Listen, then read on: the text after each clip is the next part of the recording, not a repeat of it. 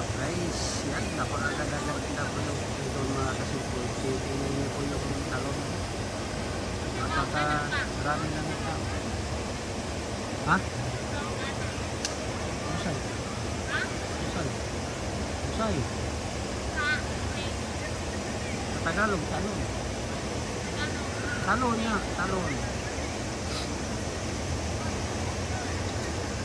Yan, oh, diba? Very nice, amazing mga kasipol.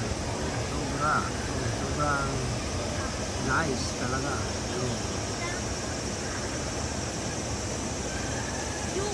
Parang nandun ka sa swimming pool, yung kulay ng tubig mga kasipol, parang swimming pool. Para siyang pool. Napakaganda, no? Kita nyo naman po kung gaano kaganda doon mga kasipol.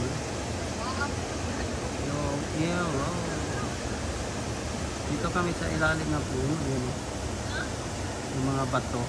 Laki-laki po talaga yung mga bato dito.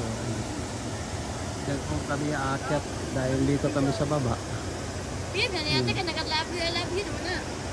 Punta doon. Yan naman.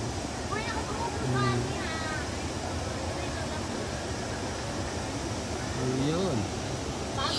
Meron pang malaking tulay doon sa taas. Yung agaanan sa mga sasakyan. Saka naman dito napakaganda din yung ilog dito. Super ganda yung ilog yan. Very nice po talaga yung ilog dito. Super ganda po talaga. Ayan, sa gitnaan ng mga buwan talaga to. Sa gitnaan ng mga puno.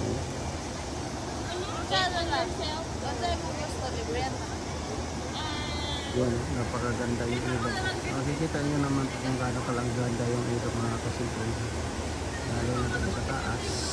So, sa ibabaw talaga. Yan. Super ganda. Very nice. Amazing talaga mga kasipol. Yan. Super ganda. Minsan lang kami makapunta dito sa isang buwisis.